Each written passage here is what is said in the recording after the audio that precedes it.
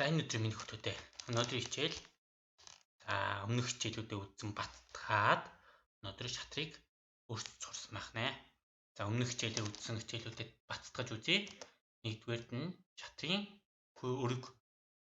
өрөг маань 1-р шугамнаас 8-р шугам хүртэл босоо шугам. Тэгвэл эсрэгээр A шугамнаас H шугам хүртэлийг хөндлөн шугам.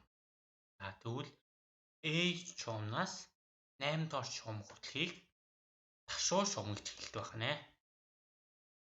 За давтаад хэлээрэй. Хөндлөн, босоо, ташуу шугам. Шатрын өрөг байх нэ. За тэгвэл өргөн дээр мэдээж шатрын 6 төрлийн дүрс маань байрласан байна. 6 төрлийн дүрснүүдийг цээлсэн баг гинэ тий. За 1-р дүрс нь хар талын ноён, хар талын бэрс.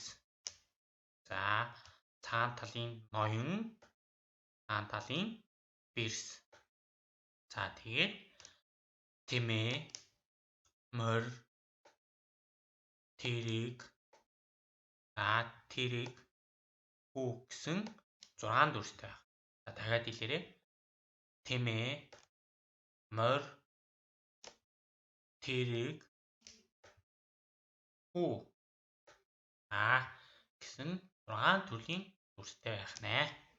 Тэгвэл 6 төрлийн дүрс маань шатрын өргөн дээр байрласан, зөв байрласан бүгний хэлснээр харагдаж байна. Тэгвэл хамгийн нэгдүгээрт нь 2 тэрэг маань захтаа байрласан байна. Та бүхэн харж байгаах 2 тэрэг маань захтаа байрласан байгаа. Мэдээж хүүнүүд маань урдуураа байрласан байх нэ. Дараагаар тэрэгний 2 хажууд морь байрласан байна. Морины дараа 2 тэмээ маань байрласан байна. Ингэснээр шатар маань зөв өрнө. Та бүхэн санаж байгаа бол өмнөх хичээл дээр үзсэн харын бэрс хар дээр, цагааны бэрс цагаан дээр. Тэгвэл харын бэрс нь хар дээрээ, цагааны бэрс нь цагаан дээр байрлах нэ. Тэгвэл үлдсэн нэгнүүдэнд нь ноён маань байрлах нэ. Ингэснээр өмнөх хичээлээ баттгаж үзлээ. Шатрын өрөг болон дүрснүүдээ цээжлээрээ хүүхдүүдээ. 6 дүрстэй 6 дүрс маань ноён, бэрс, тэрэг, тэмээ, морь, хүү. Дахиад нэг хэлье. 1-р дүрс маань ноён, бэрс, тэрэг, тэмээ, морь, хүү. Ингэснээр шатар маань 6 төрлийн дүрстэй байх нэ. Тэгвэл хүүхдүүдээ 6 төрлийн дүрсээ үзээд цээжилсэн гэж найдаа.